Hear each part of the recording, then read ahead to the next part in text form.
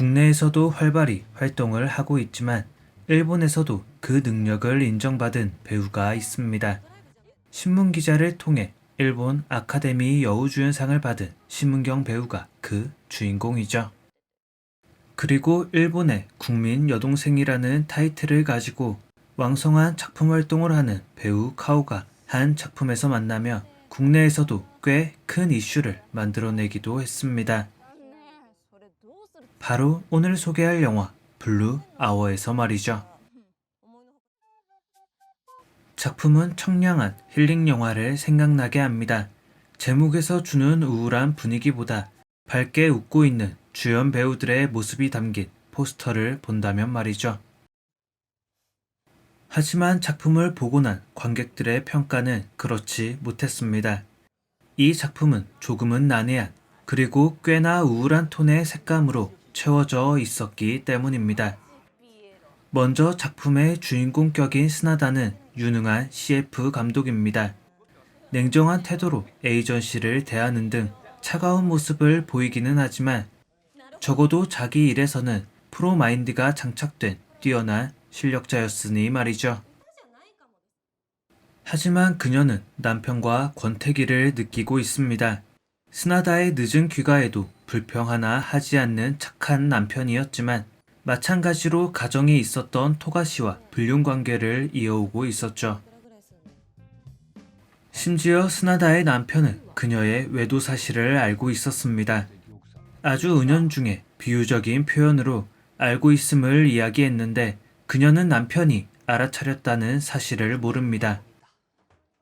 물론 남편이 이 말 하나로 알고 있었다는 이야기는 비약일지 모르지만 영화의 말미에 두 사람의 통화를 통해 남편이 외도 사실을 알고 있었다는 부분은 거의 확실시됩니다. 여기서 말하는 고양이는 불륜을 저지르고 있는 스나다 혹은 토가시를 지칭하는 단어입니다. 곱슬머리가 두드러지는 토가시를 저격한 단어, 그리고 알고 있다고 반복적으로 되뇌이는 말을 통해 모든 걸 알고 있음을 보여주고 있었죠. 다만 남편은 스나다가 다시 자신에게 와줄 거라 확신하고 있었습니다. 그는 스나다를 향해 고양이의 알레르기가 있다고 이야기하는데 여기서 말하는 고양이가 불륜이라는 단어의 대체어라면 불륜 알레르기가 있는 아내가 언젠가는 다시 자신의 곁으로 와줄 거라 생각했던 거죠. 이렇게 남편의 진심을 깨달은 스나다는 찰나의 방황을 뒤로하고 벗어났던 궤도를 찾아갈 것임을 영화는 어두움을 통해 나타내고 있었습니다. 결과적으로는 갈등의 봉합, 즉 힐링이라고도 볼 수 있겠지만 이렇게 갈등이 해결되는 과정 자체가 우울한 분위기의 연속이었으니 일반적인 힐링 영화를 기대했던 사람들에게는 다소 불쾌했던 영화였던 거죠. 작품의 또 다른 주인공은 심은경 배우가 맡았던 기요우라였습니다. 항상 얼굴에 그늘이 져있던 스나다와는 달리 대책 없이 발랄해 보이던 등장인물이죠. 그녀가 스나다에게 고향을 가보자는 제안을 하며 두 사람의 여행은 시작됩니다. 하지만 특이한 점 하나가 있습니다. 등장하는 인물 누가 됐든 그녀에게 먼저 아는 척을 하는 법이 없었다는 거죠. 단순히 기요우라가 외지인이라서가 아니라 그녀가 존재감을 드러내기 전까지는 마치 그녀가 존재하지 않는 것처럼 사람들이 행동합니다. 집에 손님이 왔다면 당연히 먼저 누군지 물어보거나 챙겨주는 게 당연한 일일 텐데 그녀의 부모님은 그저 스나다를 향해 말을 건네올 뿐이었습니다. 다른 사람에게는 보이지 않는 존재, 마치 귀신이라도 되는 것처럼 기요우라는 작품에 녹아들어 있었죠. 그녀가 귀신 같았던 또 다른 이유는 바로 신발입니다. 갑자기 내리던 폭우로 엉망이 된 스나다의 운동화와는 달리 그녀의 슬리퍼는 꽤나 깔끔한 상태였죠. 뿐만 아니라 그녀가 고향을 떠나 다시 도쿄로 돌아가려고 할 때 기요우라의 신발은 보이지 않습니다.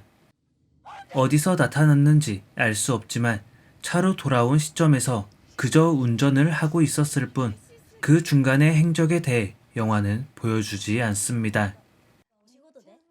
그래서 그녀의 존재를 귀신 혹은 영적인 존재라고 생각할 수도 있겠습니다. 하지만 귀신보다 과거의 자신이라고 보는 편이 더 정확할 것 같습니다.